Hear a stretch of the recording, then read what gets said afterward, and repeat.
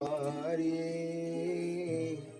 द्रवंशुदशिरति अजय बिहारी। राम सिया राम जय जय राम। राम सिया राम जय जय राम।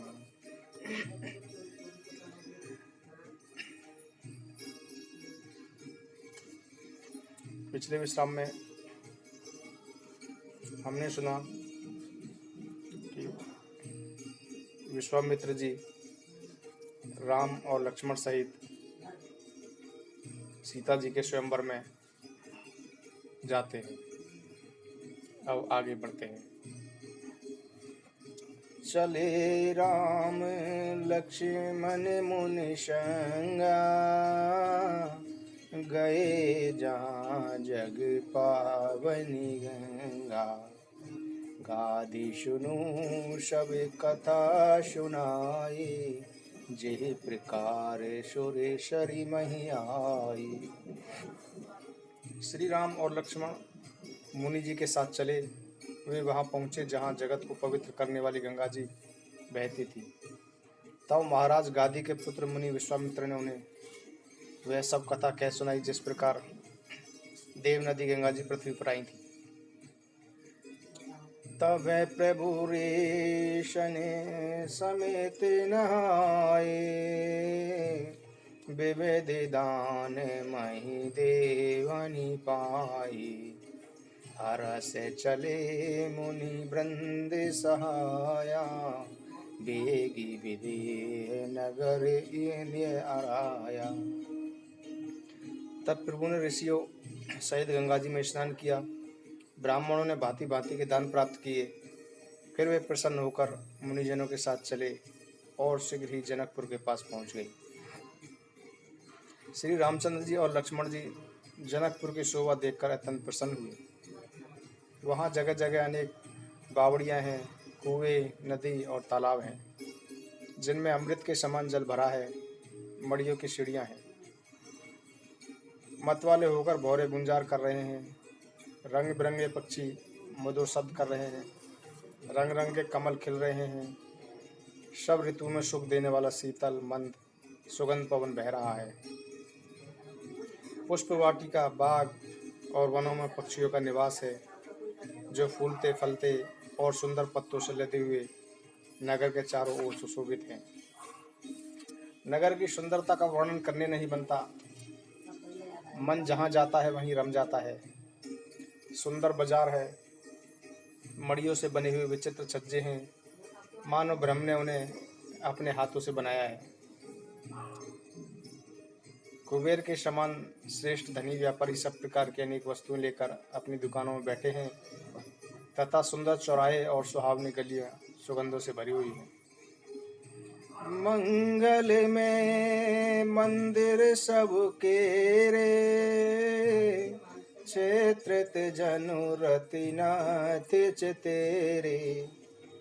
पुर नर नारी सुभग सुचि संता, धर्मशील ज्ञानी गुणवंता। सबके घर मंगल में हैं और उन पर चित्र अंकित हैं, जिन्हें मानो कामदेव रूपी चित्रकार ने अंकित किया है। नगर के सभी स्त्री पुरुष सुंदर, पवित्र, साधु स्वभाव वाले, धर्मात्मा, ज्ञानी और गुणवान हैं। अति अनूप जय जनकी निवासु, बेत कहीं बेबोदे बिलो की बिलाशु। होते चकित चित कोट बिलो की, सकल भुवन शोभा जिनु रोकी। जनक जी के अत्यंत अनुपम निवास स्थान के ऐश्वर्य को देखकर देवता भी चकित और अचंभित हो जाते हैं। मनुष्य की तो बात ही क्या, राजमहल के परकोटे को देखकर चित्त चकित हो जाता है। ऐसा मालूम होता है कि मानो उसने समस्त लोगों की शोभा को घेर रखा है। उज्जवल महलों में अनेक प्रकार के सुंदर मणि जड़े सोने के जरी के पर्दे लगे हैं। सीता जी के रहने के महल की शोभा का तो वर्णन ही नहीं किया जा सकता। सुभगे द्वार शबे कुलेसी कपाटा भूप बीर नट मागध बाटा बनी विशाल बाजी गजशाला है गैरत संकुल सब काला। राजमहल के सब दरवाजे सुंदर हैं, जिनमें वज्र के समान मजबूत किवाड़ लगे हैं। वहाँ राजाओं, नटों, मागधों और भाटों की भीड़ लगी रहती है। घोड़े और हाथियों के लिए अनेक बड़ी बड़ी घुड़सालें और गौशालाएं बनी हुई हैं, जो घोड़े, हाथी और रथों से भरी रहती हैं।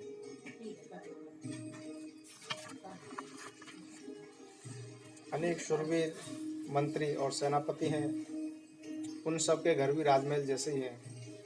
नगर के बाहर तालाब और नदी के निकट जहाँ तहाँ अनेक राजा डेरा डाले हुए हैं। वहाँ आमों का एक सुंदर बाग देखकर, जहाँ सब प्रकार की सुविधाएं थी तथा जो सब तरह से सुहावना था, विश्वामित्र जी बोले कि हे रघुवीर, मेरा मन कहता है कि यहीं रहा जाए। श्री रामचंद्र जी बहुत अच्छा स्वामिन कहकर वहीं मुनियों के साथ ठहर गए। मिथिलापति जनक जी ने यह समाचार पाया कि महामुनि विश्वामित्र जी आए हैं, तब वे पवित्र हृदय, स्वामी भक्त मंत्री, उनके अनेक योद्धा, श्रेष्ठ ब्राह्मण, गुरु संतानंदी और अपनी जाति के श्रेष्ठ लोगों को साथ लेकर प्रसन्नता पूर्वक मुनि विश्वामित्र से मिलने चले। कीनी प्रणाम चरण धरि माता, देने आशीष मोदिते मुनिनाथा। विप्र वृंद शब आसादर बंदे, जानी भाग्य बड़ राउ आनंदे। राजा ने मुनि के चरणों में मस्तक रखकर प्रणाम किया। विश्वामित्र ने प्रसन्न होकर उन्हें आशीर्वाद दिया। फिर समस्त ब्रह्मांडली को आदर सहित प्रणाम किया और स्वयं को बड़भागी जानकर वे आनंदित हुए। बार बार कुशल क्षेम पूछकर विश्वामित्र जी ने राजा को बिठाया। उसी समय दोनों भाई भी वहां आ पहुंचे, जो फुलवारी देखने गए थे।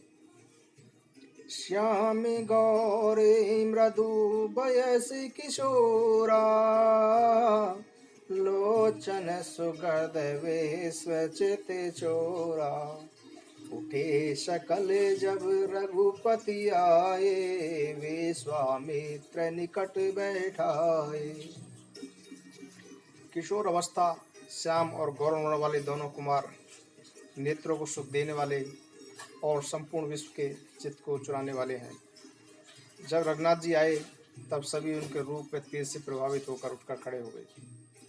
विश्वामित्र जी ने उन्हें अपने पास बिठा लिया। भये सब सुखी देखऊं दो भ्राता, बारी बिलोचन पुलकित गाता। मूर्ति मधुर मनोहर देखी, भयो विदेहु विदेहु विशेषी। दोनों भाइयों को देखकर सभी सुखी हुए। सबके नेत्रों से आनंद और प्रेम के आंसू उमड़ पड़े और शरीर रोमांचित हो उठे। राम जी की मनोहर आकृति को देखकर जनक अपनी सुध बुध ही भूल गए। मन को प्रेम में मग्न जान राजा जनक ने ज्ञान का आश्रय लेकर धैर्य किया और मुनि के चरणों में सिर नवाकर प्रेम भरी गंभीर वाणी से बोले, कहूँ नाते सुंदर दो बालक, मुन कुल तिलक किनृप कुल पालक। ब्रह्म जो निगम नेति कही गावा, उभय वेश धरी कोई सोई पावा। हे नाथ, ये दोनों सुंदर बालक मुनि कुल के आभूषण हैं, अथवा किसी वंश के पालक या वेदों ने जिसका नीति कहकर बखान किया है, कहीं वे ब्रह्म ही तो युगल रूप में धारण नहीं किए आ गए। मेरे मन स्वभाव से ही वैराग्य रूप है, परंतु इन्हें देखकर इस प्रकार मुग्ध हो रहा है जैसे चंद्रमा को देखकर चकोर। इसलिए हे प्रभु, मैं आपसे निश्चल भाव से पूछता हूँ, मुझे बताइए, इन्हीं बिलोकति अति अनुरागा, बर बस ब्रह्म सुख ही मन त्यागा। कह मुनि बेसी कहे नृपने का, बचन तुम्हारे न होई अली का। इन्हें देखते ही अत्यंत प्रेम के वशीभूत होकर मेरे मन ने ब्रह्म सुख को त्याग दिया है। तब मुनि हंसकर बोले कि हे राजन, आपने ठीक ही कहा, आप असत्य नहीं कह सकते। ये जगत को प्रिय हैं। विश्वामित्र जी के रहस्यपूर्ण वाणी सुनकर श्री राम जी मन ही मन मुस्कुराए। तब श्री विश्वामित्र जी ने उनका वास्तविक परिचय देते हुए कहा, ये रघुकुल मणि महाराज दशरथ के पुत्र हैं और मेरे हित के लिए महाराज दशरथ ने इन्हें मेरे साथ भेजा है। राम और लक्ष्मण ये दोनों श्रेष्ठ भाई रूप, शील और बल के धाम हैं। सारा जगत इस बात को जानता है कि इन्होंने युद्ध में असुरों को जीतकर मेरे यज्ञ की रक्षा की है। राजा ने कहा कि हे मुनि, आपके चरणों के दर्शन को मैं अपना पुण्य प्रभावी मानता हूँ। सुंदर श्याम और गौरवर्ण के दोनों भाई आनंद को भी आनंद देने वाले हैं। इन्हीं के प्रीति परसिवर पावनी, कहीं न जाय मन भावे सुहावनी। सुनहु नाथ कह मुदत विदेहु, ब्रह्म जीव सहज शनेहु। इनकी आपस की प्रीति बड़ी पवित्र और सुहावनी है तथा मन को भली प्रतीत होती है, पर वाणी से बताई नहीं जा सकती। जनक जी आनंदित होकर कहते हैं कि हे नाथ, सुनिए, ब्रह्म और जीव की भांति इनमें स्वाभाविक प्रेम है। पुनि पुनि प्रभहि चितवे नर नाहु, पुलक गात दर अधिक ऊंचाहु। मुनहि प्रशंसी नाही पद शेषो, चले उलवाई नगर अवनीशो। राजा जनक बार बार प्रभु को देखते हैं। उनका शरीर पुलकित हो रहा है और हृदय में उत्साह भर गया है। उन्होंने मुनि की भूरी भूरी प्रशंसा की, फिर चरणों में सिर नुमाकर उन्होंने नगर में लेवा लाए। एक सुंदर सुखदायक महल में ले जाकर राजा ने उन्हें ठहराया। उसके बाद सब प्रकार से पूजा और सेवा करके राजा विदा लेकर अपने घर गए। रघुकुल शिरोमणि श्री रामचंद्र जी ऋषियों के साथ भोजन और विश्राम करके भाई लक्ष्मण समेत बैठे। उस समय प्रहर भर दिन शेष रह गया था। लक्ष्मण जी के हृदय में विशेष लालसा है कि जनकपुर देख आएं, परंतु श्री राम जी का डर है और फिर मुनि से भी सब चाहते हैं, इसलिए प्रकट में कुछ नहीं कहते, मन ही मन मुस्कुरा रहे हैं। राम अनुज मन की गति जानी, भगत बचलता ही हुलेशानी। परम विनीत सकुच मुस्काई, बोले गुर अनुशासन पाई। अपने छोटे भाई के मन की दशा जानकर श्री रामचंद्र जी के हृदय में भक्त वत्सलता उमड़ाई। वे गुरु आज्ञा लेकर अत्यंत विनय पूर्वक सकुचाते हुए मुस्कुरा कर बोले, नाथ लखन पुरु देखन चही, प्रभु सकोच डर प्रकट न कहीं। जो राउर आयसु में पाओ, नगर दिखाई तुरंत ले आओ। हे नाथ, लक्ष्मण नगर देखना चाहता है, किंतु आपके डर और संकोच के कारण स्पष्ट नहीं कहते। यदि आपकी आज्ञा हो तो मैं इन्हें नगर दिखाकर तुरंत ही वापस ले आऊं। यह सुनकर मुनि विश्वामित्र जी प्रेम से बोले कि हे राम, तुम नीति की रक्षा कैसे न करोगे। हे तात, तुम धर्म के मर्यादा का पालन करने वाले और प्रेम के वशीभूत होकर सेवकों को सुख देने वाले हो। सुख के निदान तुम दोनों भाई जाकर नगर देखाओ तथा सब नगर निवासियों के नेत्रों को सफल बनाओ। तब सब लोगों को सुख देने वाले दोनों भाई मुनि के चरण कमलों की वंदना करके चले। बालकों के झुंड उनकी शोभा देखकर साथ लग गए। उनके नेत्र और मन लुभा गए। पीति बसन परी करे कटि बाथा, चारु चाप सर सोहत हाथा, तन अनुहरत सुचंदन कोरी, श्यामल गौरी मनोहर जोरी। दोनों भाइयों के वस्त्र पीले रंग के हैं, कमर के पीले दुपट्टों में तरकस बंधे हैं, हाथों में सुंदर धनुष बाण सुशोभित हैं। श्याम और गौरवर्ण के शरीरों के अनुकूल सुंदर चंदन की गौर लगी है। श्यामले और गौर रंग की मनोहर जोड़ी है। सिंह के समान पुष्ट गर्दन है, विशाल भुजाएं हैं, चौड़ी छाती पर अत्यंत सुंदर गजमुक्ता की माला है। सुंदर लाल कमल के समान नेत्र हैं, तीनों तापों से छुड़ाने वाला चंद्रमा के समान मुख है। कानों में सोनों के कर्णफूल शोभायमान हैं और देखते ही देखने वाले के चित्त की मानो चुरा लेते हैं। उनकी दृष्टि बड़ी मनोहर है और भौहें तिरछी में सुंदर हैं। माथे पर तिलक की रेखाएं ऐसी सुंदर हैं मानो शोभा पर मोहर लगा दी हो। रुचिर चोतनी सुभग सिर, मेचक कुंचित केश, नकिस के सुंदर बंधु दो, शोभा शकली सुदेश। सिर पर सुंदर चौकानी टोपियां हैं, काले घुंघराले बाल हैं। दोनों भाई एड़ी से चोटी तक सुंदर हैं और सारी शोभा जहां जैसी होनी चाहिए वैसी ही है। देखने न गुरु भूप सुत आए, समाचार पूर्वासिन पाए, धाये धाम काम सब त्यागी, मनहु रंग निधि लोटन लागी। जब पूर्ववासियों को यह समाचार मिला कि दोनों राजकुमार नगर देखने के लिए आए हैं, तब वे सब घर बार और सब काम काज छोड़कर ऐसे दौड़े मानो दरिद्र खजाना लूटने के लिए दौड़ते हैं। दोनों सुंदर भाइयों को देखकर वे लोग सुखी हो रहे हैं। युवती स्त्रियां घर के झरोके से लगी हुई प्रेम सहित श्री रामचंद्र जी के रूप को निहार रही हैं। वे आपस में बड़े प्रेम से बातें कर रही हैं कि हे सखी, इन्होंने करोड़ों कामदेवों की छवि को जीत लिया है। देवता, मनुष्य, असुर, नाग और मुनियों में भी ऐसी शोभा तो कहीं सुनने में भी नहीं आती।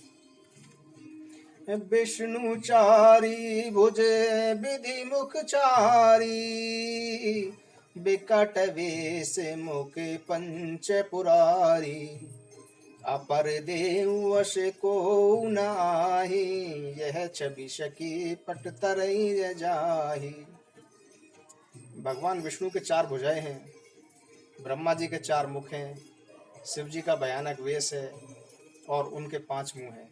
हे सखी, दूसरा देवता भी कोई ऐसा नहीं है जिसके साथ इस छवि की उपमा दी जाए। इनकी किशोर अवस्था है, ये सुंदर सांवले और गोरे रंग के सुख के धाम हैं। इनके अंग अंग पर करोड़ों कामदेवों को भी निछावर किया जाना चाहिए। कहूँ सखी असे को तनुधारी, जो न मोह यह रूप निहारी, को से प्रेम बोली मृदुबानी, जो मैं सुना सो सुनहु सयानी। हे सखी, कहो तो ऐसा कौन शरीरधारी होगा जो इस रूप को देखकर मोहित न हो जाए। तब कोई दूसरी सखी प्रेम सहित कोमल वाणी से बोली कि हे सखी, मैंने तो जो सुना है उसे सुनो। ए दो दशरथ के जोटा, बाल मरालन के कल जोटा, मुनि कौशिक मम के रखवारे, जिन रन अजर निशाचर मारे। हे सखी, ये दोनों राजकुमार महाराज दशरथ के पुत्र हैं। बाल राजहंसों का सा सुंदर जोड़ा है। ये मुनि विश्वामित्र के यज्ञ की रक्षा करने वाले हैं और इन्होंने युद्ध के मैदान में राक्षसों को मारा है। जिनका स्वाम शरीर और सुंदर कमल जैसे नेत्र हैं, जो मारिच और सुबाहु के मद को चूर करने वाले और सुख की खान है, और जो हाथ में धनुष बाण लिए हुए हैं, वे कौशल्य जी के पुत्र हैं और उनका नाम राम है।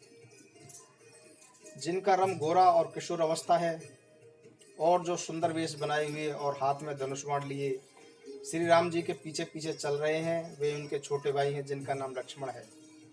हे सखी सुनो, उनकी माता सुमित्रा हैं। दोनों भाई विश्वामित्र जी का कार्य करके और रास्ते में गौतम ऋषि की स्त्री अहिल्या का उद्धार करके यहाँ धनुष यज्ञ देखने आए हैं। यह सुनकर सब स्त्रियां प्रसन्न हुई। श्री रामचंद्र जी की छवि देखकर दूसरे सखी कहने लगी, यह वर जानकी जी के योग्य है। हे सखी, यदि कहीं महाराज इन्हें देख लें तो प्रतिज्ञा छोड़कर हठपूर्वक इन्हीं से जानकी जी का विवाह कर दें। को कह ये भूपति पहचाने, मुनि समीत सादर शन माने। सखी परंतु पनुराउ न तजई, विधिवश हटि अबेब के भजई। किसी ने कहा कि महाराज ने इन्हें पहचान लिया है और मुनि सहित इनका आदर पूर्वक सम्मान किया है, परंतु हे सखी, महाराजा जनक अपना प्रण नहीं छोड़ रहे हैं। वे होनहार के वशीभूत होकर हठपूर्वक अविवेक का ही आश्रय लिए हुए हैं। कोई कहती है कि यदि विधाता भले हैं और सुना जाता है कि वे सबको उचित फल देते हैं तो जानकी जी को यही वर मिलेगा। हे सखी, इसमें संदेह नहीं है। जो विधि बस अस बने संजोगु, तो त्रत त्रत हो ही सब लोगु। सखी हमरे आरत अति ताते, कब हो किया वही ए है नाते। जो देव योग में ऐसा संयोग बन जाए तो हम सब लोग कृतज्ञ हो जाएं। हे सखी, मैं तो इतनी अधिक आतुर हो रही हूँ कि इसी नाते कभी ये यहाँ आएंगे। नहीं तो सखी सुनो, हमारे लिए इनके दर्शन दुर्लभ हैं। यह संयोग तभी हो सकता है जब हमारे पूर्व जन्मों के अनेक पुण्य हों। दूसरी बोली, हे सखी, तुमने बड़ा अच्छा कहा, इस विवाह से सभी का हित होगा। किसी ने कहा शंकर जी का धनुष कठोर है और ये सांवले राजकुमार कोमल शरीर के बालक हैं। यह सब असमंजसी है। यह सुनकर दूसरी सखी कहने लगी, हे सखी, इनके संबंध में कुछ लोग कहते हैं कि देखने में तो छोटे हैं परंतु इनका प्रभाव बहुत बड़ा है। परसी जासु पद पंकज धूरी, तरिय कृत अग भूरी। शोकी रहे बिनु शिव धनु तोरे, यह प्रतीत परिहर न भोरे। जिनके चरण कमलों की धूलि का स्पर्श पाकर अहिल्या तर गई, वे क्या शिव जी का धनुष बिना तोड़े रहेंगे? इस विश्वास को कभी नहीं छोड़ना चाहिए। मंगल भवने अमंगल हारी, द्रव सुदशरथि अजर बिहारी। राम सिया राम, जय जय राम, राम।